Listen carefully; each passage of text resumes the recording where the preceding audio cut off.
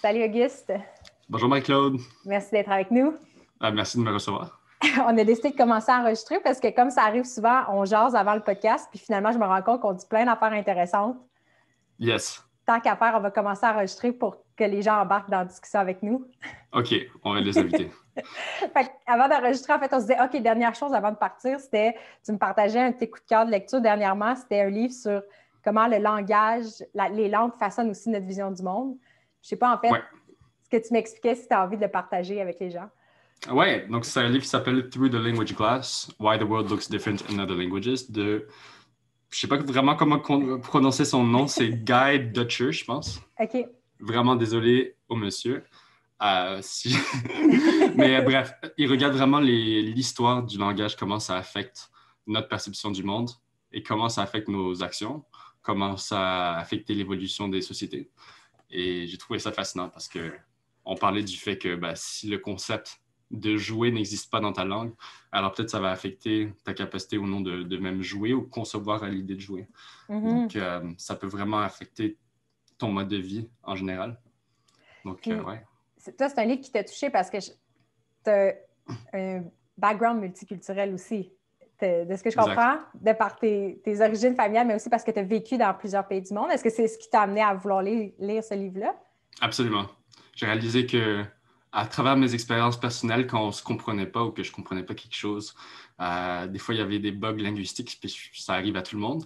Mais je trouvais ça tellement cool qu'il y ait des mots qui existent en certaines langues qui n'existent pas dans d'autres. Et j'ai réalisé ça en japonais, par exemple. Il y a un mot qui s'appelle hazukashi, et ça, c'est la gêne, c'est l'humiliation, puis c'est un tas de choses mis ensemble, puis il n'y a pas vraiment de traduction directe en notre langue. Il faudrait le remplacer par d'autres mots ou une phrase de mots.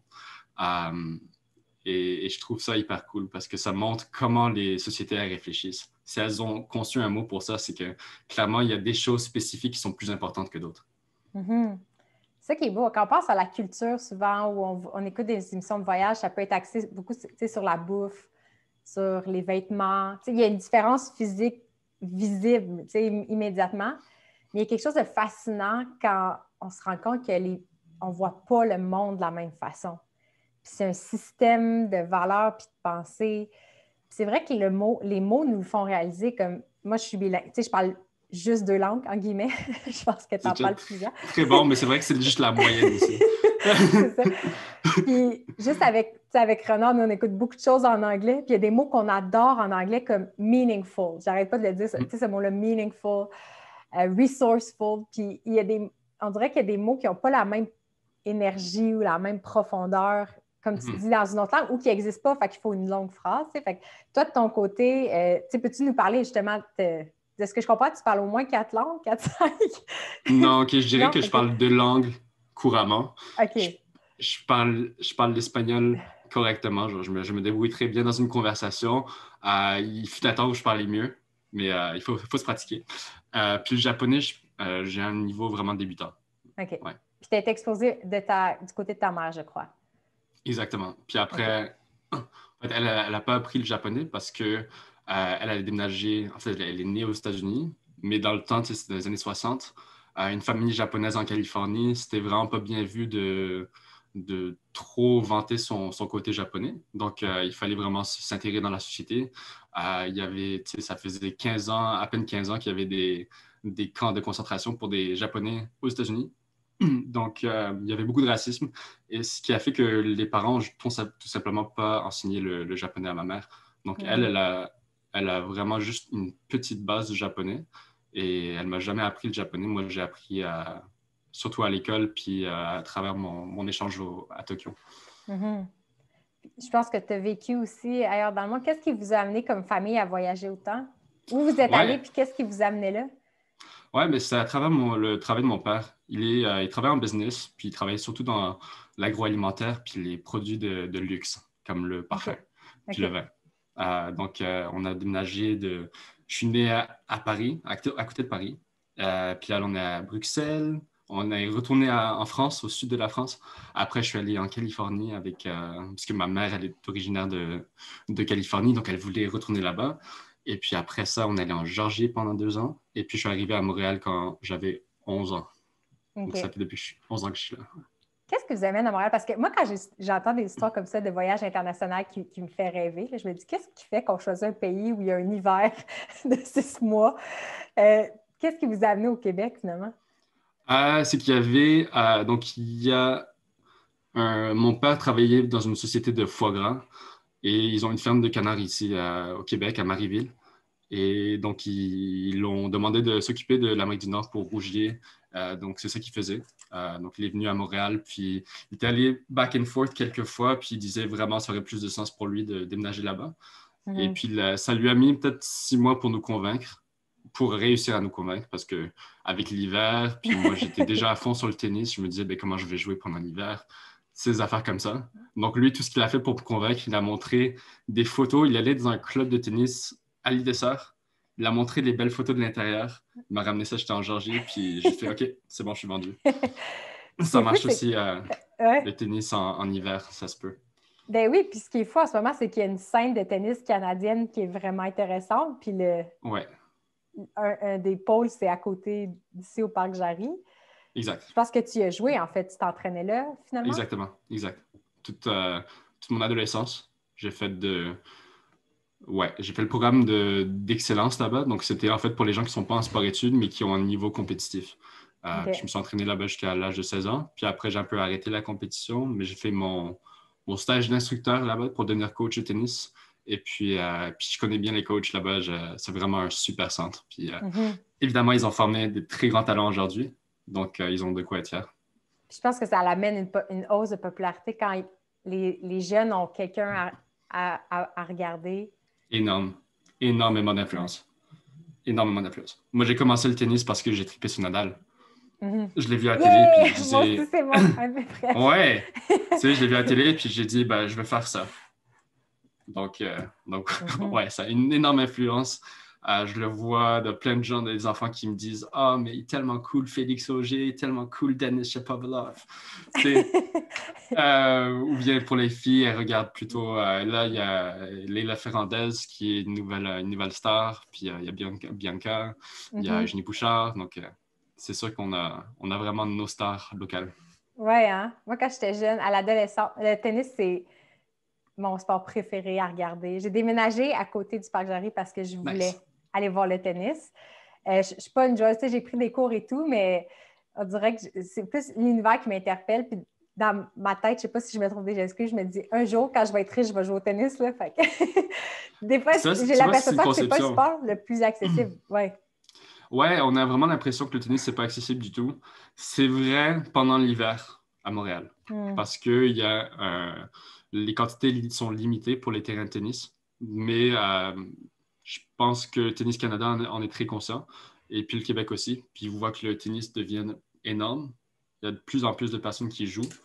Donc, ils sont en train de penser à créer plus de terrains. En fait, ils ont un plan, je pense, de créer 20 terrains de plus en 5 ou 7 ans, quelque chose comme ça, OK. sur l'île de Montréal. Donc, c'est déjà un bon début. Ouais. Mhm. Puis, fait que toi, dans le fond, quand tu voyageais avec ta famille, ton point d'ancrage, ce que tu retrouvais partout, c'était le tennis, si je comprends bien. Ouais. Peu importe où tu vivais.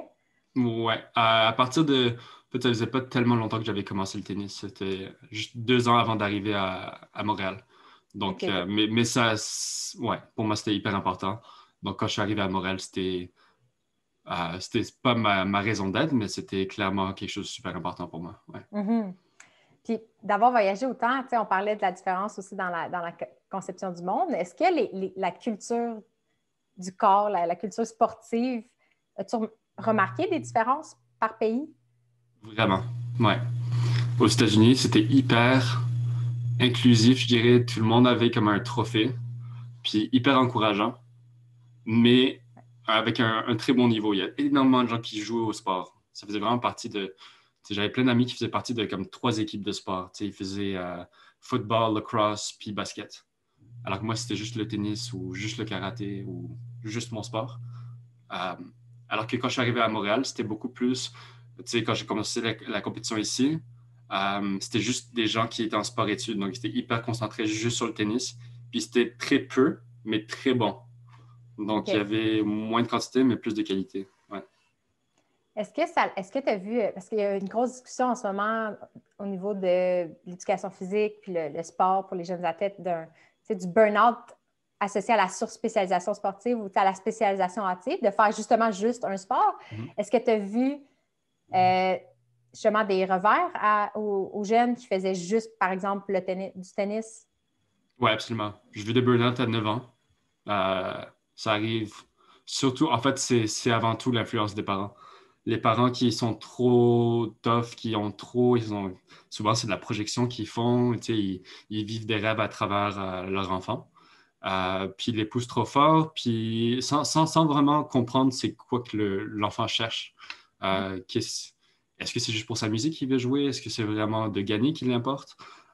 Puis les parents, des fois, c'est pas une conversation qu'ils ont facilement avec leurs enfants. Et puis ça fait des burn-out à un très jeune âge. Ça arrive tout le temps. Hmm. Toi, de ton côté, ça s'est passé comment, ton expérience d'athlète?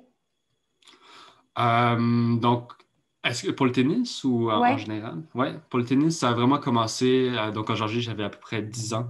Et puis, ça a commencé très vite. Je jouais dans ma ligue locale. Puis ensuite, j'avais du succès. Donc, j'allais faire les tournois régionaux, etc. Ça se passait très bien. Et puis, une fois que je suis arrivé à Montréal, donc j'avais un peu la grosse tête. Je me disais, j'ai bien compétitionné aux États-Unis. Puis, j'avais vraiment un niveau solide pour mon âge. Et puis, je suis arrivé ici, puis j'ai compris ce que c'est de perdre. J'ai commencé à perdre OK. et j'ai appris ce que c'était.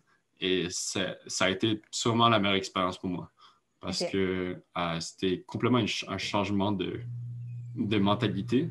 Tu sais, il faut comme revenir en arrière puis juste comprendre qu'on n'est pas le meilleur, surtout à 12 ans.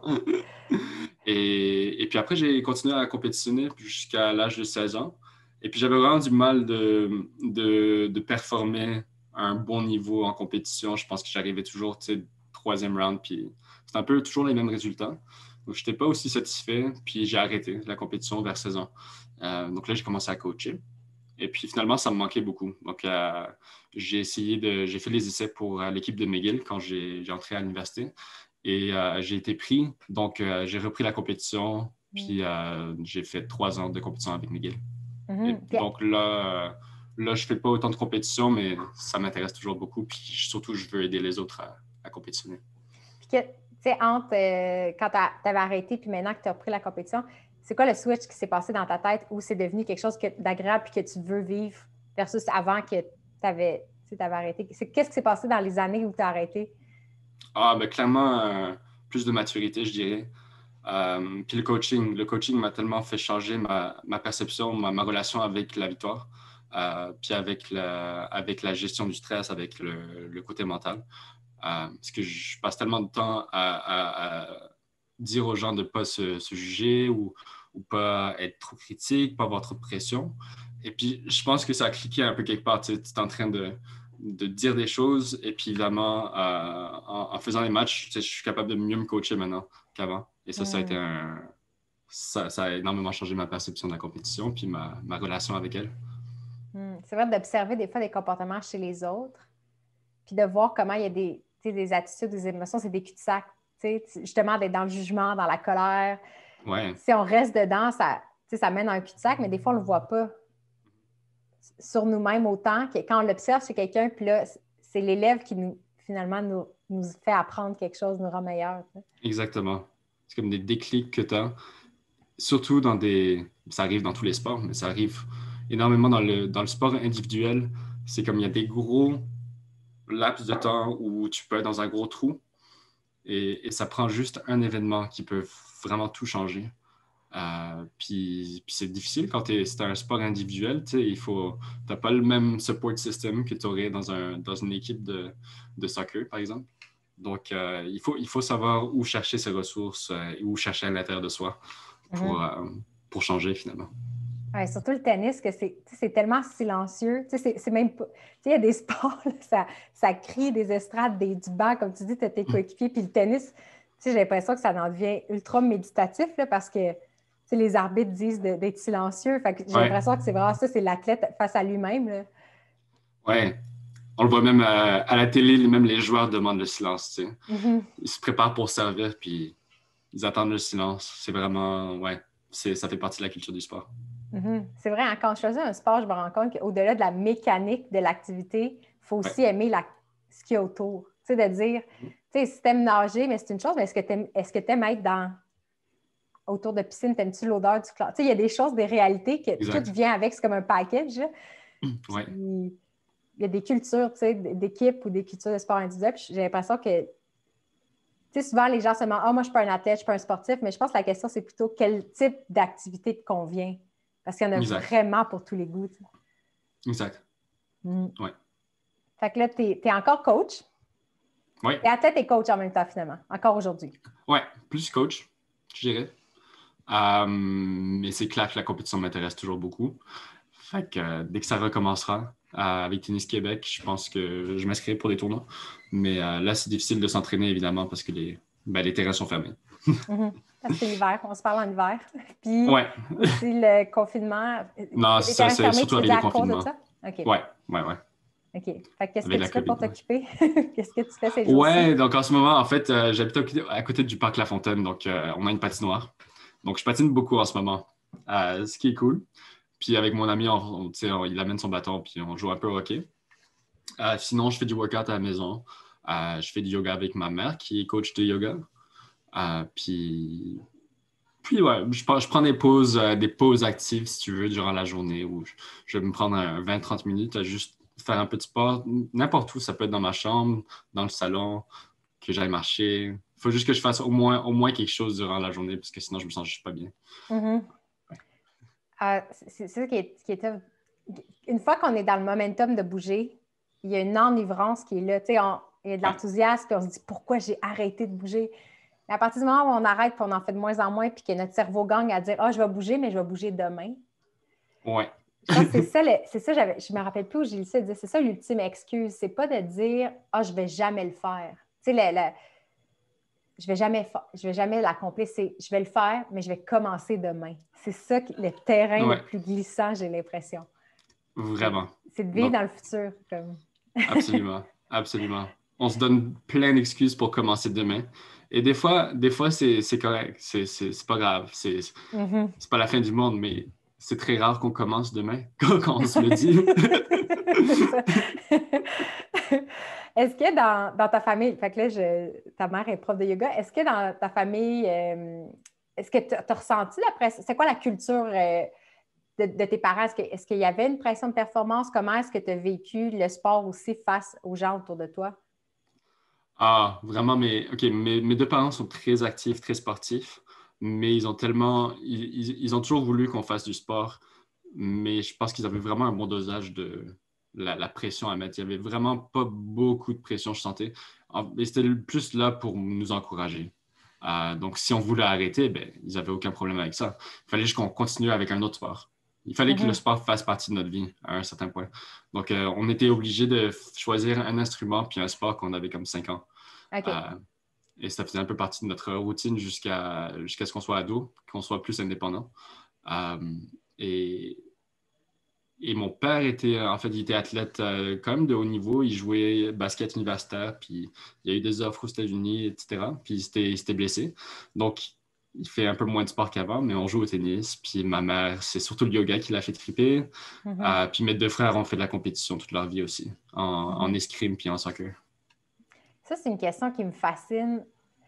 Quand un enfant ou quand nous-mêmes, là, on est démotivé puis il y a quelque chose qu'on n'aime plus, tu sais, comme la phase où tu étais adolescent puis il y a quelque chose qui t'était plus épanoui avec la compétition, quand est-ce qu'on sait si on doit arrêter? Tu sais, parce que des fois, on s'entête sur un chemin qui n'est pas le nôtre puis on se rend peut-être inutilement malheureux. Mais quand est-ce qu'il faut juste peser sur le gaz, continuer pour persévérer puis transcender l'étape difficile? Tu sais, justement, quand quelqu'un vient de voir un athlète, te dit « Je suis démotivée, je ne sais plus quoi faire », comment on sait s'il faut juste prendre une pause, arrêter ou persévérer par-dessus la difficulté? Tu sais, au lieu de... Parce que moi, je trouve ça beau. Tes parents, c'est un peu l'attitude que mes parents avaient. Tu dis, si tu veux arrêter, pas de problème. Comme, Okay. l'important, c'est que tu sois heureuse. S'il y a d'autres choses que tu veux faire, on va te supporter là-dedans. Mais des fois, je me dis, est-ce qu'il y a des enfants qui ont arrêté alors qu'avec un petit peu plus de non, continue, passe au travers, il y a quelque chose d'autre qui va revenir. En tout cas, je ne sais pas si ma question est claire. Mais... Oui. Je dirais que je pense que ça dépend vraiment de la source du problème. Puis, qu'est-ce qu'on peut en faire? Donc, si, mettons, la personne qui vient et qui dit qu'ils veulent arrêter, ou ils ne savent pas, ils sont en train de décider. Puis la source du problème, c'est que finalement, ils ont perdu leur amour du sport. Ils ont perdu leur amour de cette activité-là. Ça, c'est quelque chose hyper crucial à prendre en compte parce que si tu n'as plus d'amour, de passion pour ton sport, tu es un peu voué à l'insatisfaction. Donc, peut-être que tu serais mieux d'arrêter, d'essayer quelque chose d'autre ou bien de prendre une pause. Ça, c'est très bien de prendre une pause aussi. En fait, ça, c'est ce que j'ai fait pendant un an. J'ai pris une pause d'un an de compétition, puis c'était super. Tu te concentres sur quelque chose d'autre, puis ça va revenir. Mais sinon, si la source du problème est beaucoup plus immédiat, quelque chose qu'on peut affecter maintenant, par exemple, c'est ce qui me manque la bonne paire de chaussures ou bien c'est ce qui me manque un bon coach. Tu sais, ça, c'est des choses qui sont résolvables. Il y a des solutions pour ça. Donc, je pense qu'il faut vraiment avoir une discussion avec l'athlète. Il faut vraiment essayer de comprendre, de la guider vers c'est quoi la source du problème. Est-ce que, dans le fond, quand tu as arrêté, est-ce que c'est ça, quand la pression de performance est trop grande, moi, je me rends compte, c'est ça, il y a des fois où j'ai arrêté, mais c'est parce que je n'étais pas capable d'affronter mes peurs, tu sais. Fait que, qu'est-ce que, toi, finalement, quand tu as décidé d'arrêter, c'était quoi le bloquant? Qu'est-ce qui faisait que tu n'étais plus épanoui à ton âge, à 16 ans? Ouais. Je pense que c'était un moment un peu difficile personnellement. J'avais fait une connerie à l'école qui m'avait vraiment amené dans un genre de petit trou noir. C'était vraiment pas une bonne période. Et donc, je devais une somme d'argent à mes parents finalement. Ce qui a fait que, en fait, j'étais vraiment pas concentré sur la compétition. C'était vraiment pas le bon timing. Et puis, je devais trouver un travail. Donc, en fait, pour moi, la chose la plus logique, c'était de rentrer dans le travail qui était relié au tennis. Et c'est comme ça que je me suis trouvé dans le coaching. Puis, j'ai adoré ça. Donc, c'était plus un événement personnel. Puis aussi, c'était comme, je pense, la succession de 3 années de compétition où j'avais pas vraiment des bons résultats. Puis, j'ai réalisé que j'étais en train de stagner sur mon jeu mental. Et je pense pas que c'était dû à un mauvais coaching ou que c'était vraiment juste dealer avec l'adolescence. C'était surtout ça. C'est un moment charnière. Je me rappelle aussi quand j'ai arrêté de faire du sport à la balle molle, dans le fond. Je jouais à balle molle, puis j'étais dans l'équipe du Québec. Puis là, la décision, c'était est-ce que je continue pour l'équipe. À l'époque, c'était junior. En tout cas, je ne me rappelle plus de l'âge, mais c'était l'année des Jeux du Canada. Puis je me disais, OK, là, c'était le moment charnière où justement, là, j'avais 15-16 ans. Puis c'est de dire, si je veux continuer là-dedans, il n'y en a pas de problème. Puis c'est un sport, somme toute, accessible. Il y a des sports plus dispendieux que d'autres. Mais la réalisation, c'était un peu comme toi aussi. J'avais pas fait de conneries, mais il fallait quand même payer la vie. Fait que c'était de dire, si j'ai un travail étudiant, toutes mes économies vont servir à mon sport. Puis je vais faire du sport comme 11 mois par année. Est-ce que je suis prête à ce que ça prenne toute la place? Puis c'est pas une décision facile parce que le sport amène plein de bénéfices. Puis finalement, j'ai réalisé que j'aimais ça, mais qu'il y a d'autres choses que j'aimais aussi. C'était pas que j'aimais pas ça assez, c'est que j'aimais encore plein d'autres affaires aussi. Puis je me voyais pas faire le reste, on dirait. Mais fait que j'imagine que l'adolescence, c'est un moment où il y a tellement d'affaires qui se passent que ça peut tourner dans plein de directions. Oui. C'est tellement une période difficile pour les jeunes, puis encore plus maintenant, avec toutes les influences diverses que tu peux avoir à travers les réseaux sociaux, etc. Et je pense qu'il y a plein de pressions qui tirent dans différentes directions, puis tu essaies de trouver ta personne. Donc, c'est important d'avoir un bon support system, d'avoir vraiment un coach qui est là pour toi, d'avoir des parents qui t'encouragent, qui sont des amis qui comprennent ta situation. C'est tous des facteurs qui vont faire en sorte que tu vas bien compétitionner ou pas. Donc, des fois pour revenir à ta question tantôt, qu'est-ce qui a fait que ça déborde ou comment adresser à un athlète qui ne sait pas quoi faire, c'est revenir à ces questions-là. Est-ce que qu'est-ce qui manque finalement pour avoir une belle structure autour de toi qui te permet de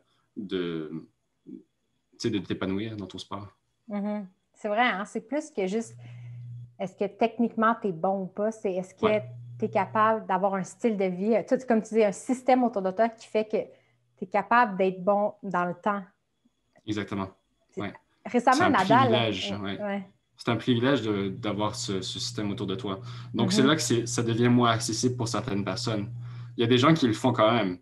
L'exemple de Serena Williams et sa sœur qui viennent de Compton, alors que c'était vraiment pas développé dans le temps, qui sont des super championnes de tennis. Tu sais, c'est comme le cas improbable.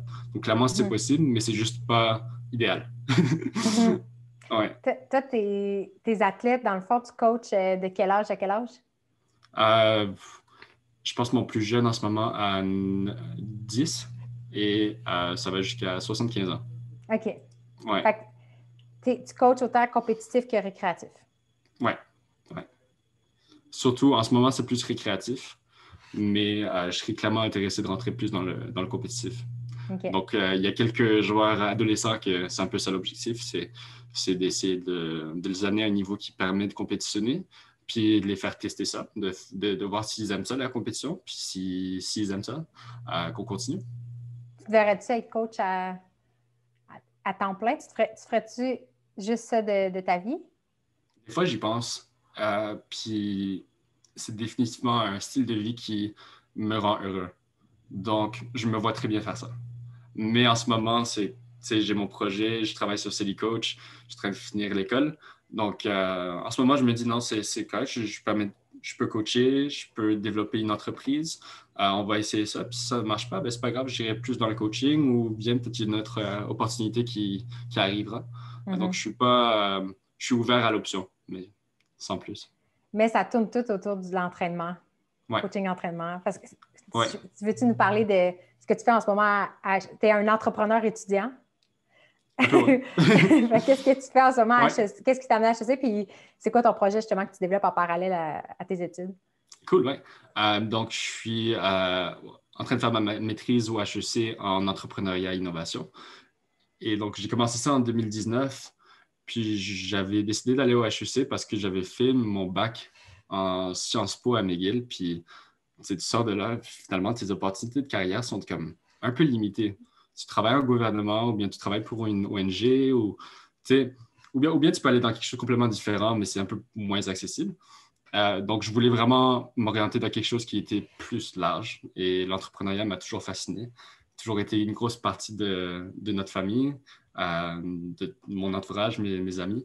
Donc, je me suis lancé là-dedans et puis j'ai réalisé que ça n'avait vraiment pas de sens d'étudier l'entrepreneuriat sans avoir d'entreprise. Parce que ça faisait 1 an que j'étais en train d'étudier, puis j'apprenais des choses et c'était tellement cool, mais j'avais rien pour appliquer concrètement les idées que j'apprenais. Donc, je pense que c'était assez essentiel de trouver un projet. Et puis, donc, on s'est rencontrés dans le cours d'entrepreneuriat à vocation sociale. Et c'est là, dans ce cours-là, qu'on nous a demandé d'avoir un projet entrepreneurial. Et c'est un peu là qu'est née l'idée de Silly Coach. Parce qu'à ce moment-là, j'avais déjà été coach depuis peut-être 6 ans. Et je voulais trouver quelque chose qui était un peu relié au coaching. Et puis, en pensant aux problèmes qui gravitaient autour du coaching, ben, je réalisais que déjà 1 mois en tant que coach, ben, c'est trouver des clients. C'est être dans un club qui est une problématique pour moi parce que je n'aimais pas mon boss. C'était plein de choses. C'était la commission qui prenait sur nous. Donc, c'était comme un manque de revenus. Et puis, du côté du client, c'était ben, déjà où trouver ton coach, puis comment rendre le sport plus accessible. Donc, en fait, c'est là d'où est né Silly Coach. Donc, c'est ce qui prend maintenant la forme d'une plateforme style marketplace où tu peux trouver ton coach dans une variété de sports. Donc, en ce moment, ils sont comme 11 sports avec 17 coachs. Puis, le but, c'est de centraliser vraiment toutes les offres de coaching privées, surtout, pour rendre le sport plus accessible. Parce qu'il y a un temps à ça, à trouver l'aspect humain est tellement important, là. C'est ça qui est complexe, comme on disait tantôt. Il y a tellement de sports possibles avec chacun leur culture, leur essence différente. Puis je pense sincèrement que tout le monde peut trouver quelque chose qui leur correspond, là. Qu'on se définisse comme quelqu'un de plus intellectuel, de plus créatif. Chaque sport a des dimensions fascinantes, mais le découvrir, il faut une phase d'exploration, puis il faut une phase aussi où on veut apprendre des bases. Puis le bon fit avec un bon coach peut aussi influencer notre perception de l'activité. Tu sais, des fois, on va peut-être décrocher de quelque chose, mais avec un autre coach, on aurait continué. Puis moi, j'ai passé des années à essayer plein d'affaires. J'ai pris des... Tu sais, j'étais allée essayer la lutte, l'athlétisme, Cool. le cheerleading. J'avais une soif OK. d'apprendre comme ça, mais c'est vrai que quand on a un coup de cœur pour un coach, des fois, ça peut changer notre vie, tu sais. Puis... Mais c'est pas facile de trouver des personnes quand il n'y a pas nécessairement de présence web. La personne n'a pas nécessairement de présence web parce que les clubs sont dans des centres. En tout cas, fait que je comprends l'enjeu puis le service que ça peut rendre de voir toutes les possibilités devant ses yeux. Moi, je trouve ça super puissant. C'est ce que je trouve intéressant de ton projet. Tu sais. Cool. Okay. Puis, qu'est-ce qui s'est passé pendant le COVID? Parce que, dans le fond, c'est ça, le cours était, le confinement, ça commençait un petit peu. Exact. C'est quoi l'impact de ce qui se passe depuis 2020 sur la réalité d'un coach? Ouais, c'est hyper fascinant ce qui s'est passé en mars dans le monde du coaching parce que c'est comme tout ferme, tout est nouveau, on ne comprend pas vraiment les mesures, c'est comme OK, tout ferme. Donc, soudainement, il y a plein de coachs qui sont sans job. Ils se retrouvent à devoir trouver des solutions. Beaucoup de coachs sont partis de leur club et ont juste commencé leur propre présence en ligne. Donc, à ce temps-là, je travaillais chez Decathlon, juste en vente. Et ils avaient développé une plateforme de coaching aussi. Donc, je voyais des séances de coaching qui se passaient dans le magasin. Et c'était des événements organisés, comme ils faisaient du spinning en groupe. Donc, clairement, ça répondait à un besoin. Ils avaient une plateforme là, avec des différentes séances de coaching. Puis c'était vraiment comme public de masse, débutant, etc. Et je voyais qu'il y avait une envie pour les gens de bouger. De mon côté, en tant que coach étudiant en confinement, c'était difficile parce que soudainement, j'avais plus de revenus. Donc là, dès qu'il commençait à faire un peu plus chaud, je suis allé au terrain de tennis qui était un peu caché. Et je suis allé avec mon panier de balles. Puis j'ai commencé à faire des services tout seul. Je jouais tout seul. Voilà, ça se fait OK. C'est comme aller au resto tout seul. Ça se fait.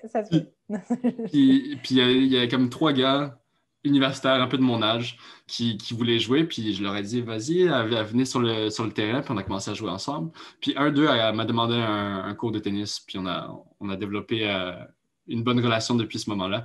Et puis j'ai recommencé à coacher. Puis j'y allais à ce terrain-là comme tous les jours. Puis il y a de plus de gens qui me demandaient des leçons. Donc, juste en allant au cours au terrain de tennis, il y a des gens qui me demandaient des leçons et il y avait un vrai besoin. Il y a des gens qui cherchaient à faire du sport, ils voulaient être motivés, mais ils n'avaient pas vraiment la personne clé pour comme débloquer. Et ils voulaient vraiment s'améliorer au tennis aussi. Donc, je me suis dit, OK, parfait, je faisais ma propre pratique. J'allais au terrain de tennis puis je coachais. Donc, c'était super cool. Mais là, je me disais qu'il y avait sûrement moyen de rendre ça un peu plus professionnel, puis peut-être d'embarquer d'autres personnes dans ce projet. Donc, c'est là que je me suis tourné vers d'autres coachs, puis c'est de voir est-ce que vous aussi, comment ça se passe en ce moment, comment tu fais, est-ce qu'il n'y a pas moyen de peut-être rendre l'accès aux clients plus facile, puis du côté des clients, voir est-ce que vous cherchez des coachs, est-ce que vous avez du mal à trouver des coachs? Et en réunissant un peu ces problèmes-là, ça a pris la forme de Silly Coach actuellement, qui est donc la plateforme en ligne. Parce que c'est ça qui est particulier. On dirait que des fois, il faut se faire enlever quelque chose pour se rendre compte comment on aime ça. Là. Moi, l'exemple que je donne récemment, c'est mon gym.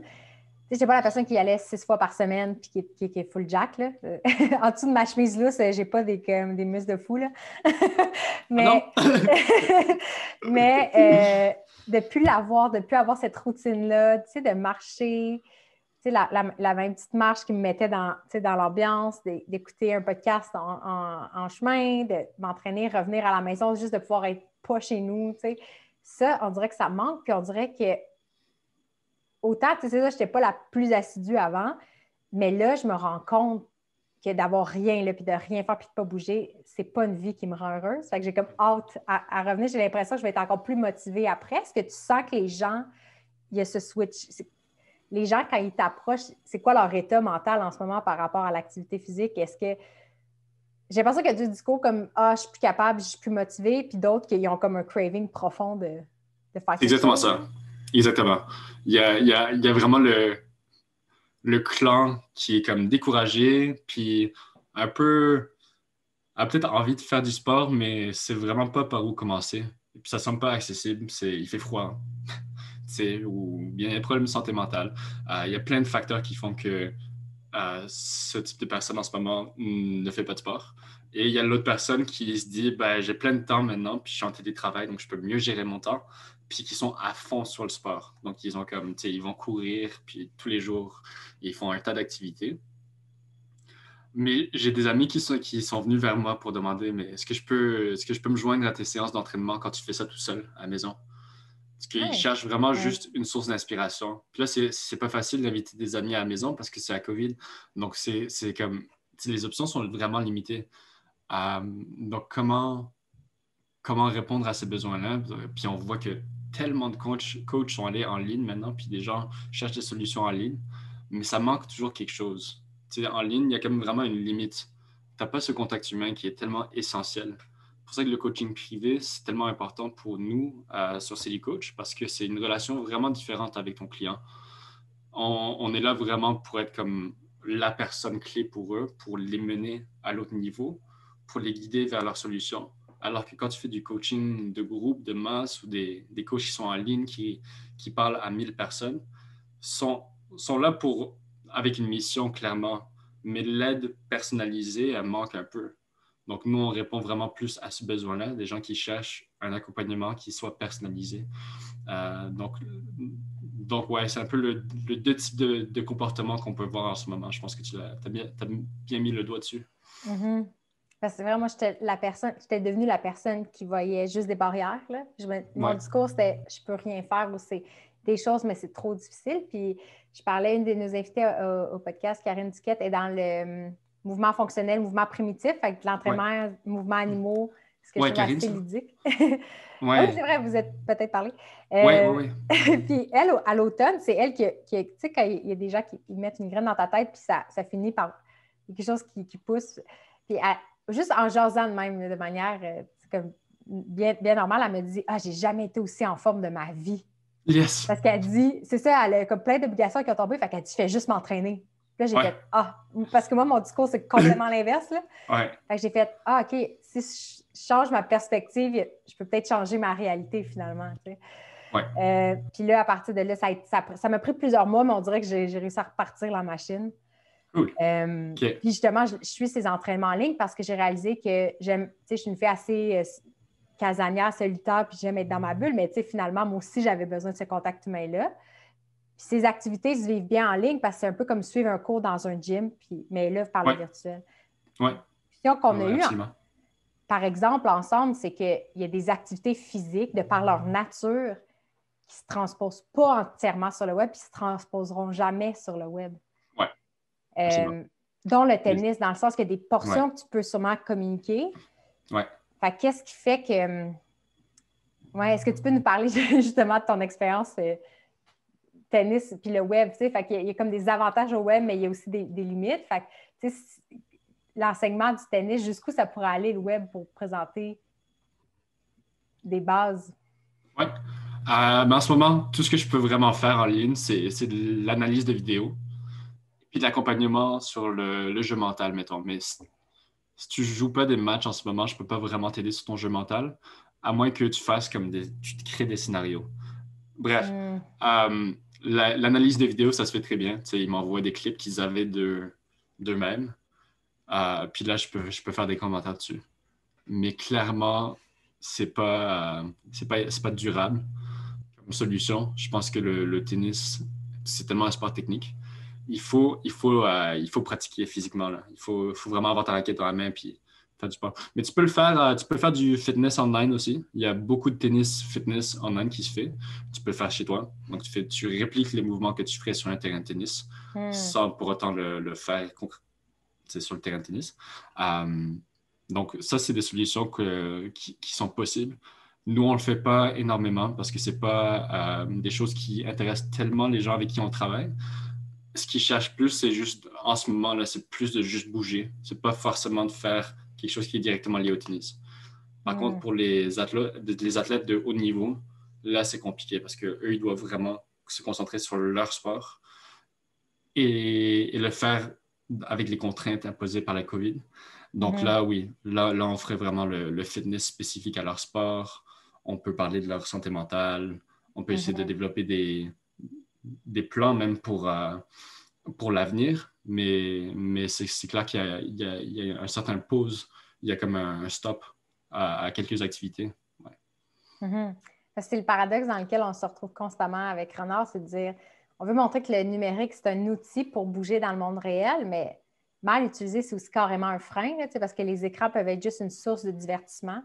On peut regarder les formations, je ne sais pas si tu connais la plateforme Masterclass. Oui. Il y a dans leur premier invité sportif, c'était Serena Williams, justement. Exact. Ouais. Là, je me disais, je serais curieuse de savoir le nombre de personnes qui ont écouté ça, puis qui ont joué au tennis ou qui ont appris à jouer au tennis ou que c'était finalement comme un Netflix, mais un petit peu plus éducatif, tu sais. Ouais, je me demande aussi. Ouais, vraiment. Mais je pense que ça peut marcher définitivement d'inspirer, parce que j'ai écouté lui sur le jardinage avec Ron Finlay, puis même si certains de son contenu ailleurs sur le web m'intéressent plus que ce que Masterclass a fait, ça m'a donné envie de faire un jardin. Tu sais, puis je l'ai fait cet été, puis il y a eu plein de bénéfices. Cool. OK, wow. Donc, toi, ça a vraiment eu un impact. Moi, ça a eu un impact parce que, mais je pense que j'étais à un état de, tu sais, je sais pas comment dire, mais de readiness, tu sais. J'étais ouverte à ça, puis j'avais envie de passer à l'action. Mais je me demandais, au niveau des bases, tu sais, des techniques de base, parce que c'est ça, quelqu'un qui veut apprendre les mécaniques principales du tennis, comme tu dis, est-ce qu'il y a des gens que... Parce que j'ai toujours appris sur un terrain. J'ai toujours appris sur un terrain. Mais maintenant que le web existe, je me rends compte que moi, un de mes modes d'apprentissage, c'est que j'aime la théorie des choses, de voir des vidéos, puis l'analyser intellectuellement avant, puis après, essayer de l'appliquer. Toi, dans les athlètes que tu as, est-ce que tu vois des profils de comment chaque personne aime apprendre? Ouais. Quand tu dis ce côté analytique, théorique, je regarde des vidéos, comme je pense exactement à certaines personnes que je coach, qui me reviennent toujours avec « Ah, j'ai vu ça dans telle vidéo », ou bien ils achètent des gadgets pour travailler sur un élément de leur technique. Comme il y a des machines que tu peux acheter maintenant pour pratiquer ton stop spin. C'est l'effet que tu mets sur la balle. Et tu peux juste faire ça à la maison. Tu as ta balle qui est statique, puis tu fais juste pratiquer ton spin. Ouais, OK. Ouais. Donc, il y a des gens qui sont très analytiques, puis qui ont besoin de plus de contenu qui soit vraiment riche en informations, puis qui soit vraiment théorique. Donc là, sur YouTube, tu as la masse d'informations. Donc moi, mon rôle là-dedans, c'est de filtrer ce qui est bon puis pas bon.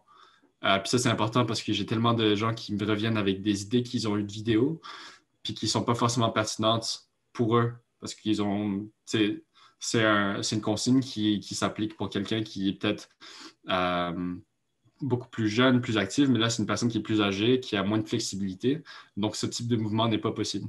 Donc, c'est là que c'est important d'avoir un coach qui peut te guider dans le bon mouvement et savoir quelles informations prendre et celles qui sont peut-être à remettre en cause. J'ai l'impression qu'à l'inverse, il y a des athlètes qui ne veulent pas énormément d'input parce que ça les overwhelm, mais il faut plus qu'ils soient dans le ressenti. Exact. Dans leur corps. Comment, comme coach, toi, t'amènes ça? J'ai essayé de coacher, amener une amie, mettons, à comment lancer une balle. Puis j'ai réalisé que je lui enseignais comme moi, j'aime apprendre. Ouais. Puis elle m'arrêtait, elle était comme, faut que tu m'expliques comment, faut que je me sente dans mon corps. Faut pas que tu m'expliques la mécanique puis que tu me le démontres. Exactement. Fait que comme coach, en fait, comment tu réussis à naviguer? Là, on revient à un problème de langage. Ça revient un peu au livre dont on parlait. C'est quand tu essaies d'expliquer quelque chose à quelqu'un, comment bouger, il y a déjà un filtre. Tu fais déjà un choix de ce que tu as envie de dire, comment tu as envie de décrire un mouvement. Tu fais déjà une sélection de ce que tu es en train de décrire. Donc, déjà là-dedans, il y a déjà une mesure de filtre. Alors que si tu fais juste démontrer le mouvement, sans mots, aucun filtre, la personne, elle va juste enregistrer une image. Puis ça, c'est ce qu'on appelle le natural learning, d'ailleurs, qui est vraiment met beaucoup d'emphase dans ce livre-là, de Inner Game of Tennis. C'est de Timothy Gallwey. Ça, c'est sur le jeu mental au tennis. Puis ça, c'est utilisé par beaucoup d'athlètes dans tous les sports. C'est comme une grosse référence. Et puis là, ils mettent vraiment l'accent sur revenir un peu quand on était enfant, lorsqu'on imitait les gens. C'est comme ça qu'on apprend le plus vite. On est très visuel comme humain. Donc, quand je commence avec un nouveau client, habituellement, je vais juste lui dire, regarde-moi juste frapper comme 10 coups droits. Je vais rien dire. Juste regarde, observe, fais des constats. Essaie d'absorber l'information sans être débordé non plus. Et c'est juste de regarder, puis après, je vais lui demander de répliquer. Et habituellement, on est capable d'avancer beaucoup plus vite que si j'essayais d'expliquer toutes les étapes. Mais ça, on peut le faire plus tard, parce qu'il y a des questions plus précises. Mais au début, c'est juste comme regarder, imiter. Et puis, ça aiderait, là, avec le COVID, ce qui était compliqué au tennis, c'est que ça aide beaucoup de toucher. Tu sais, si je prends ta main, puis je veux juste la changer d'angle quand tu es en train de frapper ta balle, juste te montrer où tu as besoin de frapper la balle, ou comment est-ce que ton poignet va bouger, comment ton avant-bras va bouger. Puis là, avec la COVID, c'est bizarre de toucher les gens. Tu sais, c'est plus confortable. Puis j'ai réalisé que ça affectait vraiment ma capacité de coacher. Je voulais tellement comme juste replacer leurs bras ou des trucs comme ça. Donc, le physique, le visuel, ultra important. C'est bizarre comment là, on a des Ouais. réflexes inverses à d'habitude. On a le réflexe de s'approcher de quelqu'un, puis là, faut mettre le frein, puis circuler. Puis moi, c'est ça qui me trouble en ce moment. C'est comment ça change nos relations humaines. Puis ma réflexion au-delà du masque, là, de combien de temps on va le porter ou quoi que ce soit, moi, ce qui m'intrigue, c'est combien de temps, mettons, on va avoir ce réflexe-là, même quand on marche sur la rue, de se tasser pour s'éloigner des gens, pour être sûr qu'ils sont confortables avec la distance. Avant, c'était tellement pas une réflexion. Là, on était dans des endroits publics tellement... L'autre n'était pas une menace à notre santé. C'est vrai, puis c'est comme tu dis, on parle beaucoup de comment ça affecte l'industrie événementielle parce qu'il n'y a plus de gros événements, mais comme tu dis, dans les petites interactions aussi, ça transforme comment on... C'est ça, ça influence comment on interagit. Puis dans le monde du sport, ben c'est ça. Finalement, ta job de coach devient très verbal. Ouais. Il y a des limites dans ce que tu peux faire que tu faisais avant. Puis... Exactement. Ça a-tu changé, toi? Ouais, en fait, ça fait vraiment réfléchir aux mots que tu emploies, que tu choisis. J'essaie de vraiment limiter tout ça parce que j'ai vu que de façon générale, ça crée plus de confusion qu'autre chose. Mais si les mots sont bien choisis puis qu'ils sont restreints, il y a une sélection, ça peut aider énormément. Qu'est-ce qui crée de la confusion, excuse-moi? Donner juste de trop parler, en fait. Okay. Les gens, ils savent pas. Si tu donnes trop d'instructions, les gens, ils savent pas quoi prendre. Donc, en fait, l'objectif de quand on fait un exercice, c'est toujours de focuser sur une chose ou bien deux maximum. Mais ça dépend de chaque personne. Chaque personne est un peu différente. S'ils sont capables de focuser sur 3 choses à la fois, ben, tant mieux pour eux. C'est comme pas mal unique de pouvoir faire ça. Mais la plupart des gens peuvent juste se concentrer sur une chose très, très bien. On peut faire plusieurs tâches à la même fois. Puis frapper une balle de tennis, c'est comme prendre en compte 10 000 choses. Tu sais, tu prends l'angle de la balle, la trajectoire, la distance, où est ta raquette, où es-tu positionné. Tu sais, il y a plein de choses à prendre en compte. Où est l'adversaire? Où est l'adversaire? Rapide, est-tu grand?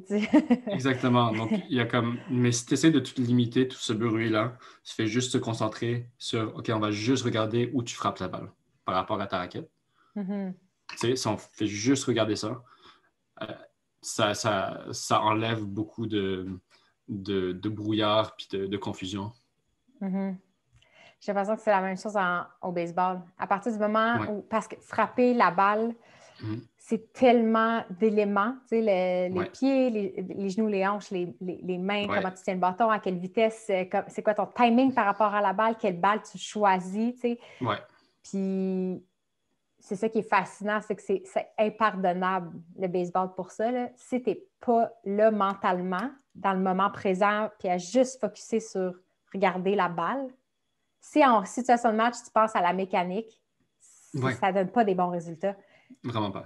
Tu sais, comme ça réflexion, peut-être aussi même pendant des matchs, de dire aux gens quoi faire, je pense que c'est une erreur parce que là, tu te mets à réfléchir à ta mécanique au lieu d'être juste là. Il faut pratiquer, puis c'est ton travail sur le terrain qui a préparé ton corps pour le match, mais pendant le match, il faut laisser aller, j'ai l'impression.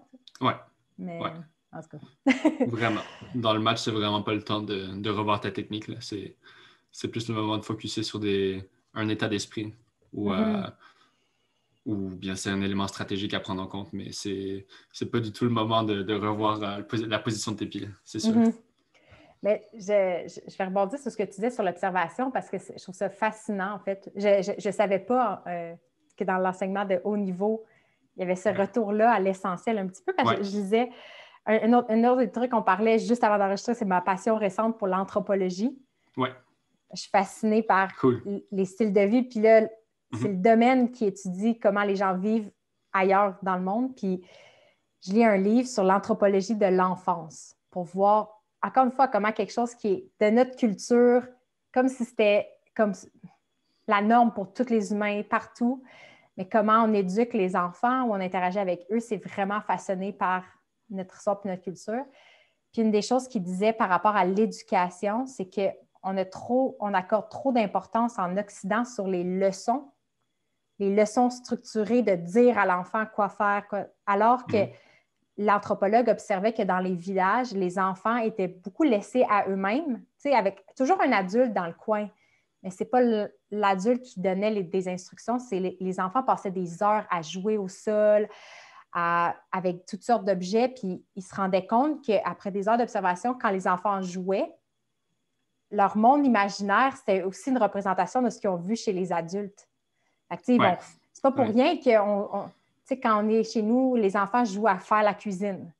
Puis il exact. dit, on sous-estime, on est tellement focus sur l'enseignement explicite Mhm. qu'on oublie que les enfants, qu'on le veuille ou pas, ils apprennent juste à être à côté de nous, tu sais. Ouais, Je trouve ça beau ça- de relier ça à dire, même à un haut niveau, un athlète doit revenir à ça. Comme... En tout cas. Non, vraiment, tu mets le doigt dessus. T'apprends tellement, t'absorbes constamment de l'information juste en regardant. Mm. Puis on a de la chance d'avoir des yeux. Donc, c'est revenir. Puis, en fait, ma mère coach, je pense à ça parce que ma mère, elle coach quelqu'un qui est malvoyante. Et puis, ça fait 7 ans qu'elle coach en privé, là, en yoga. Puis, elle voit pas, mais elle s'est tellement améliorée en yoga. Donc, l'enseignement est différent. Là, c'est purement verbal, puis un peu de toucher. Donc, clairement, ça fonctionne aussi. Elle Mhm. a vraiment des résultats, je la vois à travers 7 ans, elle est tellement. Puis elle est plus âgée, elle a comme 70 ans, hyper impressionnante, elle fait du ski, elle fait plein de choses. Euh, donc, quand je dis ça passe tout par le visuel, c'est pas forcément vrai non plus. Ça se peut que ça passe par le verbal, c'est juste, ça va dépendre de la personne. Mais je dirais que la majorité des gens vont apprendre initialement vraiment à travers le regard. Et puis Mhm. le regard, puis imiter, le faire. Il doit vraiment exécuter la tâche eux-mêmes. Tu peux pas juste regarder et et puis savoir ce que tu dois faire. Faut l'essayer, tester. C'est constamment tester. Qu'est-ce qui a marché, qu'est-ce qui n'a pas marché. Puis, ouais. Donc, Ouais, c'est ça. l'expérimentation. On ne peut Ouais. pas écouter 75 heures de vidéos de service de tennis puis après faire un Ouais, service parfait. C'est comme impossible. ça peut aider, mais c'est Oh my impossible. God. Le service, là, juste pour ceux qui regardent, puis qui veulent faire du tennis, ça met des années d'avoir un très bon service. Puis c'est quelque chose à prendre en compte. Les gens veulent avoir un beau service, puis ils disent, dans 2 semaines, je vais être le meilleur serveur du monde. Ouais, ouais. Puis c'est comme, OK, bon, c'est un bel objectif, mais ça va être difficile. Je pense que tous les sports ont leur mouvement le hallmark, là, le holy Ouais, grail de l'activité, comme je ouais. parlais avec une coach de ballet, puis je pense que c'est la split. Ouh. Mhm. Les élèves arrivent en disant je veux faire une split. OK. Euh, puis je pense que ces mouvements-là, justement, qu'on admire, en fait, c'est souvent les plus difficiles. Puis là, un coach est comme ouais, c'est possible. Il faut juste que tu Ouais, changes ton horizon temporel de ce que ça exactement. implique. Exactement. La timeline va être un peu différente. Ouais. Puis, ouais, c'est comme au baseball, là, je me rappelle, j'ai coaché une année. Moi, je me vois plus comme une athlète dans OK. la vie que comme une coach. Je ne OK, prétends cool. pas être une coach, mais j'adore apprendre. Fait que je veux comprendre aussi c'est quoi la réalité d'un coach. Ouais. Mais j'ai coaché à Balmol des jeunes pendant un été. Puis la jeune, elle arrive et elle dit, j'étais là, c'est quoi vos objectifs par rapport, mettons, à frapper? Puis elle dit, je veux toujours frapper. Je veux toujours comme toujours frapper un coup sûr. Puis j'étais comme, sais, un bon frappeur professionnel frappe, tu sais, 300, là, c'est une excellente moyenne, puis ça veut dire qu'il frappe 300 fois sur 1000. Il frappe OK. 30% du temps, il y a un coup sûr, là. OK. Fait que j'ai dit, Wow. il faut juste comme remettre en perspective ce qui est réaliste dans, Ouais. dans la discipline. Ouais. Parce que sinon, on est tout le temps déçus. Tu sais. Exact. Ouais, wow. Fait que Ouais. ça l'aide. Mais il y a un autre truc que j'ai noté tantôt quand tu me parles. Ben, en fait, je pense que ça vient d'une autre de nos discussions, puis ça m'avait marqué. Je pense que c'est toi qui m'avais parlé de ça, comment ta perception de l'adversaire avait changé, puis comment tu voyais maintenant l'adversaire comme une façon aussi de devenir meilleur. Je ne sais pas si ça Mhm. résonne. Je ne sais pas si c'est la bonne personne. Est-ce que... Exactement. Donc, ça ressort un peu du livre de Inner Game of Tennis encore, là, de Timothy Coway. Euh, je pense vers la fin du livre, il parle de la notion de compétition. Comment est-ce qu'on peut changer notre relation par rapport à la compétition? Puis le problème, souvent, revenait au fait qu'on était tellement... La compétition est rattachée beaucoup à notre ego. On a énormément d'investissement sur notre ego par rapport à ce qu'on fait. Donc, le résultat qu'on obtient, souvent, on veut gagner parce que ça confirme, ça réaffirme un peu notre ego. Ça confirme qu'on est bon, qu'on est important, qu'on espère.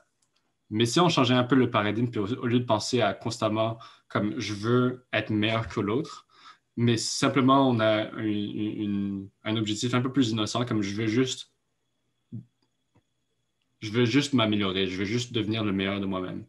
Ce qui est déjà vraiment un bel objectif. Puis là, il regarde en surfing. Le surf, c'est hyper intéressant parce que en surf, t'es pas avec ton adversaire directement. Ton adversaire, si tu veux, c'est la vague. En fait, tu es là avec la vague, puis tu peux le voir comme un adversaire ou tu peux le voir comme une source de coopération. Euh, puis quand tu vas dans ta vague, puis tu la surfes vraiment, que tu le fais super bien, tu deviens un peu un avec cette vague finalement. Puis cette notion de compétition change parce on est vraiment dans un état d'esprit de collaboration. Et puis, on voit comment la vague, en fait, c'est pas un obstacle, mais c'est quelque chose qui est là pour nous aider, pour nous améliorer, pour nous... c'est une difficulté qui est là. Donc, c'est comme un obstacle, mais qui va juste nous élever. Donc, moi, c'est un peu comment je vois mes adversaires. C'est pas mon ennemi, c'est juste un obstacle qui me permet de m'améliorer. Et puis j'en suis reconnaissant, tu sais, vers l'adversaire. Merci d'être là, merci Mm. de au lieu de penser, ah, je veux qu'il fasse une double faute, puis ça va me donner un point gratuit au tennis. Mhm. C'est comme, non, je veux qu'il mette la balle dans le terrain, comme ça va me forcer à devoir me battre pour le point, puis ça va m'améliorer. Et puis, soudainement, même si on perd, mais qu'on a cette mentalité-là, on n'est pas, on n'est pas très déçu, parce que c'est comme, non, j'ai vraiment fait le meilleur que je pouvais, puis j'avais une belle attitude, tu sais, alors que si t'es vraiment attaché à ton résultat, très, très attaché à la victoire, ben, c'est sûr que tu étais un peu voué à l'échec. Puis j'ai l'impression que le monde du tennis nous a offert l'exemple par excellence de tout ça, là. C'est l'exemple, le trio qui est toujours mentionné de Djokovic, Nadal puis Federer, que c'est assez fascinant que trois joueurs de ce niveau-là se soient suivis autant d'années, mais qui ont probablement été aussi bons parce qu'ils se challengeaient les uns les autres, finalement. Ouais, exactement. Exactement. C'est vraiment, ils grandissent ensemble. Tu sais, c'est comme des camarades de classe qui sont en train de graduer chaque année ensemble. Ouais, puis ils s'améliorent constamment ensemble. Puis ils évoluent à peu près au même rythme. Genre, si tu regardes leur nombre de victoires sur tous les différents types de tournois, c'est très, très similaire. Ils sont vraiment Mhm. clairement dans leur propre catégorie, mais oui, je pense qu'ils sont vraiment des sources de coopération pour l'un et l'autre. Surtout que ce qui est beau, c'est qu'ils ont des styles différents. Tu sais, avec les Ouais, années, ils se sont pas comme, je sais pas comment dire, ils ont des tempéraments différents, puis ça influence leur style. Puis c'est vraiment. beau de voir qu'avec des styles différents puis des forces différentes, ils peuvent quand même se démarquer, puis overall, être tous comme d'un calibre similaire. Exact. J'ai un peu perdu la carte sur les rankings ces temps-ci. Qu'est-ce qui se passe du côté du tennis? Juste du côté. Ouais, Djokovic est premier, là. Il vient juste de gagner l'Open d'Australie. OK, Puis alors qu'il était un peu blessé. OK. Puis il a battu un jeune qui s'appelle Medvedev. Donc, ouais, les rankings en ce moment, c'est comme tu as encore le top 3 n'est plus le top 3, là. C'est pas Federer, Nadal, Djoko. C'est comme Djoko, je pense que t'as Medvedev, t'as quelques jeunes, là, Tsitsipas, Zverev, puis là, t'as comme Nadal, Federer. Donc, ça change un peu. T'as des jeunes maintenant, t'as la relève qui fait un peu partie de ce top 5. Mais ça reste que Djoko, Nadal, Federer, ils ont des records qui vont être très difficiles à battre. Ils ne sont pas encore à leur retraite. Non, pas encore. C'est ça. assez surprenant. Federer, ce serait peut-être le premier arrêté. Il parle-tu de... Non, il ne parle pas de sa retraite, non. Mais tu sais, il parle de ses opérations. Ah, j'ai une autre chirurgie au genou. Tu sais, c'est comme... Ils sont vieux. il a bientôt 40 ans. Vieux dans le monde du sport, là, on s'entend. Là. exact, absolument. Mais est-ce que justement, le fait que... Est-ce que les joueurs ont une longévité dans leur sport à cause d'un meilleur coaching puis de meilleures connaissances au niveau du développement des athlètes? Ouais, je pense que c'est beaucoup lié à la médecine sportive. Puis toute la structure autour d'un joueur de tennis, tu as une équipe de comme 7 joueurs, 7 personnes. Tu sais, tu as ton physio, tu as ton coach de fitness, tu as souvent ton coach de tennis, tu as ton coach peut-être mental, tu as ton nutritionniste, puis peut-être un autre kiné. Donc, tu as comme puis tu as aussi un training partner. Donc, tu as comme au moins 6 ou 7 personnes dans ton équipe. Ce qui fait que ils sont tous là avec un objectif précis, puis on comprend mieux comment s'entraîner aujourd'hui, on comprend mieux comment faire de la réhabilitation, comment s'échauffer, comment faire tu sais, maintenant on fait des bains froids, on mange mieux, on dort mieux. Donc, il y a plus de connaissances sur la science, je pense, qui affecte la longévité des joueurs. Parce que ça me faisait penser à... Tu sais, il y a Tom Brady en football, il y a LeBron James en basket, que souvent, comme une des premières choses qu'on dit en disant leur nom, c'est ils sont vieux, mais ils sont encore là. Ils sont encore up-to-date. C'est pas juste qu'ils sont vieux puis ils sont comme... Oui, ils sont encore dans non, ils sont encore dans les la meilleurs. ligue, mais ils sont... Exactement, parce que l'expérience embarque. Puis là, même si le corps a des bobos, ben il y a une balance. Puis j'ai l'impression que c'est un peu du jamais vu. Alors, à une époque où justement le fin puis tout l'argent relié au sport professionnel peut attirer les gens de manière éphémère. Puis il y a des sports où la longévité d'un joueur est minuscule. Je pense en football, justement, c'est quoi? C'est 3 ans. Puis... OK, ouais. Je ne sais pas les chiffres exacts, mais c'est très court. Là. OK. J'ai l'impression que le tennis, moi, ce que j'ai aimé de ce sport-là aussi, c'est que j'ai l'impression que ça développe des athlètes assez complets puis que c'est un sport qui... Tu sais, c'est pas comme le football où les gens se rentrent dedans, puis tout le cas des commotions cérébrales, c'est un méga dossier en ce moment. Mais j'ai l'impression que le tennis c'est un sport qui peut se pratiquer aussi très longtemps. Oui, absolument. C'est sûr que ça dépend, mais il y a différentes surfaces. Il y a des surfaces qui sont meilleures que d'autres pour la longévité. Si tu vas jouer juste sur une surface dure toute ta vie, à un niveau professionnel, ben, ta longévité va être moindre. Alors que si tu joues plus sur la terre battue, ben là, c'est beaucoup plus, tu peux glisser dans un bon sens. Là. C'est des glissades contrôlées. Puis c'est moins dur sur les articulations. Donc, ça peut être mieux pour la longévité. Mais clairement, là, le tennis, c'est un bon sport pour jouer jusqu'à ce que tu as...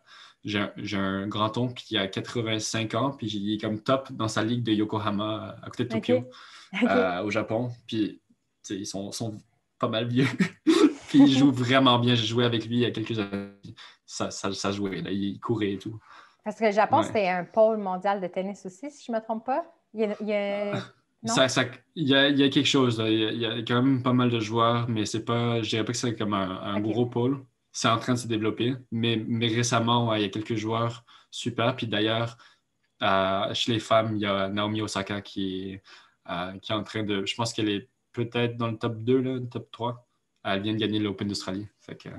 Ouais, c'est vraiment cool pour eux. Qu'est-ce qui... on parlait justement, comme moi je parlais des vieux, Nadal et Federer et tout, mais la nouvelle génération, est-ce que leur style de jeu, qu'est-ce qui est différent par rapport à la génération que j'ai connue? Oui, ils sont plus grands, d'abord. Comme la grandeur moyenne, beaucoup plus élevée. Je pense qu'avant, c'était comme la moyenne, c'était à peu près 6 pieds, 1,83 m. Maintenant, c'est comme 6 pieds 3, 6 pieds 4. T'sais. Comme beaucoup de joueurs sont grands. OK. Puis c'est beaucoup plus concentré sur le service. Les services sont énormes maintenant. Puis le retour, la façon qu'on deal avec le service est différente. Si tu regardes les positions des retourneurs, donc quand tu veux retourner la balle donc du serveur, les gens sont positionnés beaucoup plus loin qu'avant. Ce qui fait qu'on a des... Donc, soit il y a des points qui sont plus courts parce que c'est juste des gros services, puis that's it. Ou bien, en fait, c'est des points qui sont comme ultra intenses, très, très longs, beaucoup plus de jeux du fond de terrain, alors qu'avant, c'était vraiment du service volé. Mais là avec la nouvelle génération de joueurs, c'est des gars qui sont capables de jouer du fond de terrain pendant des heures et des heures et des heures. OK. Ouais. Ça, c'est intéressant. Parce que quand tu as parlé avec le service de mise, je me disais, ça va-tu faire un style de jeu qui est ennuyant? Non. Parce qu'il n'y a plus d'échange. Au baseball, c'est ça qui arrive. Les lanceurs sont tellement dominants que ça en devient plate parce que si le frappeur ne frappe pas, ben, il n'y a rien qui se passe. Ouais. Ça peut le devenir comme moi, j'aime pas regarder le Wimbledon, par exemple. C'est sur le gazon. OK. C'est une compétition de tennis sur le gazon, puis il n'y a rien qui se passe parce que ça va beaucoup plus vite. Puis c'est juste des services, puis peut-être un retour. Et puis c'est ça pendant 2 heures. Ouais. C'est ça qu'il y a des gens qui disent. Les hommes dans le sport, souvent, ont toute la gloire. Là, en proportion aux femmes, mettons, dans les industries. Il y a des gens qui adorent le tennis féminin justement parce que les échanges il y a plus d'échanges. Ouais, c'est un des gros avantages du tennis féminin, c'est sûr. Puis en termes d'égalité des chances, c'est aussi pas mal. Les salaires là, sont extrêmement similaires. En tennis? Ouais. Donc ça, c'est comme un des rares sports qui favorise un peu les deux genres. Ouais. Qui se rapprochent, même. Ouais. Je pense qu'il y a eu il y a eu des bonnes femmes aussi qui ont permis ça là, dans les dernières années, là, des bonnes adversités. Puis, Serena Williams, es-tu encore dans la loupe? Je suis un peu en retard sur les nouvelles de tennis. Ouais. Elle a super bien compétitionné, puis elle va avoir 40 ans l'année prochaine. Puis, elle a gagné 23 Grand Slam, mais là... Bref, elle compétitionne super bien. Elle vient d'avoir un bébé il y a 1 an, puis elle joue toujours au top. Fait c'est super cool. C'est très impressionnant. C'est inspirant, tu sais, pour revenir à comment un adversaire peut être une source d'inspiration et non pas juste être vu comme un obstacle ou un problème. Mais moi, j'ai réalisé, c'est ça, au début de l'année, que quand, tu sais, ça allait pas bien, puis je vais repartir la machine, que quand je voyais des gens qui étaient full en forme, au lieu de m'inspirer, ça me faisait sentir insécure parce que je me disais, tu sais, le narratif négatif, pourquoi eux l'ont? Est-ce que moi, je suis broken, peut-être que je ne pourrais jamais être fit comme eux. Eux, c'est des exceptions. Puis comme si soit ça m'enlevait quelque chose ou ça faisait juste peser sur mes insécurités. Puis maintenant, il y a un flip qui s'est passé où je me rendais compte qu'au contraire, il faut que je regarde des gens qui font des choses qui sont jugées des fois, parfois exceptionnelles en se disant, OK, mais ils m'offrent la démonstration que c'est possible. Puis d'entendre des histoires comme ça, là, comme de Serena Williams, qui après des années, est encore dans le circuit d'avoir eu un enfant. Puis je pense que ça n'a pas été facile. Il y a eu un documentaire justement sur ça, là, sur sa grossesse, puis tout. Puis ça n'a vraiment pas été facile de ce que je comprends là, pour elle. Oui, vraiment. Puis de dire, OK, finalement, ces gens-là deviennent pour moi vraiment inspirants parce que ça m'aide à puiser en moi cette envie-là de vouloir comme, me dépasser puis essayer en me disant comme ça ne sera pas nécessairement facile, mais je vais être capable. Tu sais. Puis récemment, on dirait que je me réentoure de personnes. Comme tu parlais de surf tantôt, moi, une personne que j'aime full ces temps-ci, c'est Laird Hamilton. Je ne sais pas si tu le connais. Non. Il est dans le monde du wellness aussi. OK. Surfeur de grosses vagues, de ce que je comprends, il n'a pas fait de compétitif. Là. Il adore, il se promène partout dans le monde. Puis sa femme, c'est une ancienne joueuse de volleyball. Puis j'ai fait, c'est des gens qui m'inspirent. J'aime leur joie de vivre. Tu sais, même si je ne veux pas la vie qu'ils ont, j'aime leur joie de vivre puis ce que ça donne sur comment ils ont l'air en santé. Fait que je cherche ça autour de moi. OK, cool. Oui, en tout cas, il y a vraiment un switch aussi par rapport à l'adversité. Je ne sais pas comme... Tu sais, oui, il y a un adversaire physique des fois. C'est ça, au tennis, en sport, c'est que l'adversaire, il est visible. Tu sais, il est sur le même terrain que toi. Puis là, on peut peut-être finir sur un parallèle avec l'entrepreneuriat, mais ce qui est particulier dans le sport, c'est qu'il y a un circuit bien tracé, puis tes adversaires sont clairs. Dans le monde de l'entrepreneuriat, il n'y a pas de chemin tracé d'avance. Exact. Puis les obstacles sont des fois mentales. Tu sais, des fois, c'est nos barrières mentales. Des fois, il y a des réelles barrières. Fait que comment est-ce que toi, tu vis l'entrepreneuriat où le sport, c'est structuré, puis l'entrepreneuriat, c'est complètement déstructuré, puis les obstacles ne sont pas nécessairement visibles ou tangibles. Je ne sais pas si toi, comment tu le vis en ce moment. Ah, c'est drôle que tu mentionnes ça, parce que j'ai pensé juste hier, justement, que j'étais en train de préparer un pitch, parce qu'on doit le faire pour l'incubateur. Puis là, ils ont les consignes très bien écrites. Puis, tu sais, ça m'arrange très bien. J'aime beaucoup ça. Et comme les instructions sont là, c'est très simple de juste répondre au travail avec les instructions. Puis là, je disais, mais de façon générale, le parcours de Celly Coach, comment on a développé l'entreprise, là, c'est dans un environnement incertain. C'est hyper différent du cadre scolaire où c'est comme toutes les étapes étaient préétablies, alors que là, c'est comme, on doit découvrir par nous-mêmes. C'est vraiment différent, puis ça fait un changement complet. C'est comme, tu peux pas vraiment prévoir ce qui va arriver. Tu peux avoir des assumptions, tu peux tester des choses, mais c'est toujours dans l'idée d'en apprendre. Il y a pas de faits qui sont concrets, même les données sur le nombre de gens qui font du sport au Québec, on n'en a pas des données exactes. Donc, c'est une grosse difficulté, je dirais même sûrement la plus grosse difficulté. En fait, c'est de naviguer dans un monde incertain.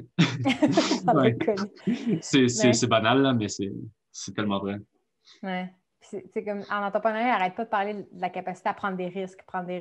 Ouais. Puis on dirait que justement, je n'ai pas compris avant d'adresser ma relation à l'adversité avant, de dire s'il y a un obstacle, est-ce que ça te démotive? Puis est-ce que pour toi, tu l'analyses comme la fin de ton parcours ou est-ce que tu l'adresses comme la chose à surmonter qui va t'amener là où tu veux aller? T'sais? Même chose avec, ça revient à la question quand un enfant te dit j'aime plus jouer, je veux plus jouer. Comment est-ce que tu sais si c'est juste un obstacle sur sa route ou si c'est qu'il n'est pas sur la bonne voie du tout? Il faut carrément qu'il change. Exactement. Exactement. Donc, ça, c'est difficulté de faire comme l'autodiagnostic, de voir, tu l'as tellement bien dit, là, est-ce que c'est un obstacle sur ma voie ou est-ce que je suis sur la mauvaise voie? Là, je pense qu'on a plus tendance à penser qu'on est sur la bonne voie, mais qu'il faut trouver les bonnes façons d'adresser les obstacles. Alors qu'au début, c'était voir est-ce qu'on est sur la bonne voie même. Parce que très récemment, là, on commence à offrir plus nos services en entreprise parce qu'il y a tellement de télétravailleurs qui ne bougent pas et qui cherchent des façons de bouger et des employeurs qui aimeraient offrir cette opportunité pour leurs employés. Donc, il y a comme une vraie opportunité là, puis on la voit, elle est concrète, puis on a approché des gens, puis ça répond à leurs besoins. Donc là, on est comme un peu plus certain d'être sur la bonne voie, mais il y a constamment des obstacles qui font qu'il y a des high and low dans une même journée ou à travers la semaine. Puis ça, c'est comme la nature de l'entrepreneuriat, je dirais. Puis c'est comment tu vas dealer avec ça. Par rapport à comment est le mindset pour chaque obstacle, je dirais que ça dépend pour le type de l'obstacle. Si c'est une question marketing qui est peut-être c'est plus mon partenaire qui va l'adresser. Moi, je ne vais pas me soucier de ça. C'est pas la fin du monde. Par contre, si c'est un souci plus financier, comme nos frais d'assurance qu'il faut payer qui sont énormes, oui, c'est clair que tu vas te retrouver un tout petit peu dans la journée, tu te dis, ben, OK, ben, comment on va faire? Donc là, il faut trouver du financement. Donc, ça dépend un peu de la nature du problème. Mais je dirais que de façon générale, je pense que du moment que tu commences ton entreprise, il faut avoir ce mindset, il faut être prêt à ce que tu vas constamment avoir des obstacles qui te semblent, genre des fois, on dirait qu'ils sont juste plantés là pour te faire chier. Tu sais, il y a comme un evil petit quelque chose. Mais non, c'est juste la nature du métier ou de l'entrepreneuriat. Et je suis quelqu'un de plutôt positif, fait que d'habitude, tu sais, je vais juste me poser un peu puis prendre un peu de temps pour réfléchir, puis le lendemain, ça se passe bien. C'est pas pour ça pour chaque événement, mais habituellement, je pense que avoir une attitude positive puis vraiment voir les opportunités à travers les obstacles, comme ça, c'est un gros moteur de motivation pour moi. C'est juste fou, voir hein? à travers cet obstacle. Juste le fait de le surmonter, ça donne plein de motivation, ça donne plein de confiance. Puis en plus, ça ouvre des opportunités. Alors que si tu dis, ben non, je veux juste pas me soucier de ça, je veux pas me mêler de ça, je veux pas le faire, ben, t'as juste pas d'opportunité pour apprendre ou pour évoluer. Ouais. Puis le niveau de bonheur est tellement différent quand on voit juste la vie comme une série d'obstacles pénibles, puis qu'on tu sais, moi, c'est ça ma vision avant, c'est je vais passer au travers, là, je vais faire ma to-do list, là, mais à la fin, je vais être fatiguée. Tu sais, c'est comme si ça me demandait tout le temps d'énergie. Puis à partir du moment où on flippe en se disant ça va me rendre plus fort, tu sais, cette notion d'être antifragile, de dire, tu sais, c'est un peu comme quand tu sais, les fractures, ben, il y a des fractures répétitives, c'est absolument pas bon, là, mais tu sais, une fracture, des fois, où les chocs, la densité osseuse va augmenter à force d'être. Même, c'est comme ça que le corps se développe, les muscles, c'est l'adversité, c'est la difficulté qui fait que tu deviens plus fort. On dirait, moi, c'est faire ce parallèle-là entre le corps humain et l'entrepreneuriat qui m'a aidé. Tu sais, de dire, je vais devenir plus. À la fin, oui, c'est tough pendant, puis c'est pas le fun, puis je voudrais faire autre chose, mais après, je vais être encore meilleur. Puis ce switch-là change tout sur mon niveau de bonheur, on dirait. Absolument. Ah, c'est très cool d'entendre ça. Et ouais, ça m'a fait penser, ben en fait, je trouve que j'avais comme une bonne préparation mentale pour entrer dans l'entrepreneuriat. Juste avant d'entrer dans ma maîtrise, tu sais, j'avais fait 1 an d'entraînement militaire avec la réserve dans l'infanterie. Donc, là, il y avait vraiment des moments qui étaient plutôt difficiles mentalement ou même physiquement. Et je trouve que avoir fait ça au début de ma maîtrise, ça a comme vraiment boosté parce que j'avais comme plus de confiance. Je comprenais que les choses... Je voulais me mettre dans une situation vraiment difficile puis voir comment je gérais ça. Et puis, tu sais, je me suis relativement bien sorti. Puis ça m'a donné un peu l'envie de tester d'autres moments difficiles. Comme je recherche pratiquement ça parce que sinon je me sens comme si les choses sont données et j'ai envie de vraiment travailler pour. Donc, puis là, quand tu vas dans l'entrepreneuriat, c'est comme rien n'est donné. Oh my God. Mis à part cette opportunité de parler avec toi, tu sais, ça, c'est des choses qui sont vraiment cool parce que ça prenait pas énormément d'efforts de la part des 2 personnes. En fait, c'était juste comme un intérêt mutuel. Puis vraiment comme hyper fasciné par les histoires de l'un et l'autre. Puis en s'engageant dans l'entrepreneuriat, c'est ça que ça ouvre la voie à des rencontres. Je trouve qu'il est vraiment cool. Puis en revenant au coaching aussi, ça qui me fait le plus triper, là, c'est vraiment rencontrer les gens puis voir comment on peut les aider, puis les voir évoluer, les voir s'améliorer. Ben, c'est une des raisons pour laquelle j'ai pensé à toi quand j'ai commencé le podcast en 2021. Tu es notre deuxième invité cette année. On se parlait on est resté en contact depuis le cours d'HEC. Puis la première chose qui m'est venue en tête en pensant à toi, c'était ton énergie. Tu sais, je me disais, j'ai juste envie de lui parler parce qu'il est curieux. Puis indépendamment de ce qui se passait avec CD Coach, ça continuait ou pas, j'ai juste eu le sentiment que tu allais être là dans ce domaine-là pour rester. Tu avais une passion pour le sport, puis que j'allais juste être contente de te suivre à travers les années, puis de prendre de tes nouvelles de temps en temps, puis cool. de savoir justement comment les choses évoluent. Puis... Et exactement comme on se disait avant notre discussion, c'est pareil pour moi et tes projets. Tu sais, donc, je pense qu'on va se suivre un peu dans nos projets, puis c'est sûr qu'on aura plein d'occasions pour en apprendre plus. Absolument. Fait que, tu sais, moi, en fait, je viens de voir l'heure, puis toi, tu as des rendez-vous. Fait que je vais te laisser aller à tes autres obligations de la journée, mais si tu as des nouvelles, des updates, des nouvelles à partager, écris-moi, ça va me faire vraiment plaisir. Avec plaisir. Puis, si les gens veulent te suivre, en fait, c'est quoi la meilleure façon de te rejoindre? Directement, je dirais, vous pouvez me trouver sur Instagram à Augie103, donc c'est AUGY103, ou bien sur Facebook, tout simplement, Auguste Cuchet. Puis sinon, tu pourras je ne sais pas si ça va être posté ou quelque chose, mais sinon, juste leur donner aussi la page du site web CD Coach ou notre courriel. Bref, tous les moyens de communication sont bons. On est vraiment sur tout, donc... Avez-vous une plateforme de prédilection pour City Coach? Êtes-vous plus Facebook, Instagram? On est plus Facebook. Facebook, oui. Ouais. Parce qu'on s'adresse aussi à beaucoup d'adultes qui sont 40, 50 ans. Donc, on a trouvé qu'Instagram, c'était pas parfait pour ça. C'était un peu difficile. OK. C'est les plus jeunes. Puis encore, l'autre génération d'avant, j'ai appris la semaine passée que 75% des jeunes de 15 à 18 ans, je pense, ne sont pas sur Facebook. Ouais, c'est Là, j'ai comme fait, plus OK, Instagram, plus OK, ouais. TikTok, tout ça. Donc, il faut qu'on s'oriente un peu plus là-dedans, mais OK. ouais. Bref, Facebook, c'est vraiment OK. la chaîne la plus facile pour nous. OK. Les vieux comme nous, on est sur Facebook. Exactement, nous, on est tellement vieux, là. C'était vraiment un plaisir de te parler. Toi aussi. Puis, dès que l'été revienne, c'est sûr, je te sollicite pour des cours de tennis. Il faut que j'arrête de me trouver On des fait ça. excuses qu'il faut que je sois riche puis j'ai mon propre terrain. Là. Ben, avec plaisir, non. C'est vraiment le tennis, c'est accessible, surtout pendant l'été. Ça coûte pas très cher. Tu peux trouver une raquette de tennis pour 40 chez Decathlon ou sur Kijiji. J'ai trouvé une raquette de 15 sur Kijiji l'autre jour. Je l'ai envoyé à mon client, puis il l'a acheté. Ouais. Donc, non, ça n'a pas besoin de coûter cher. Puis ça me fera tellement plaisir de frapper des balles avec toi. Yeah! Bon, ben, c'est un rendez-vous. J'ai mis à mon OK. agenda. Perf. Passe une belle journée. Toi aussi, Marie-Claude. Bye. Bye.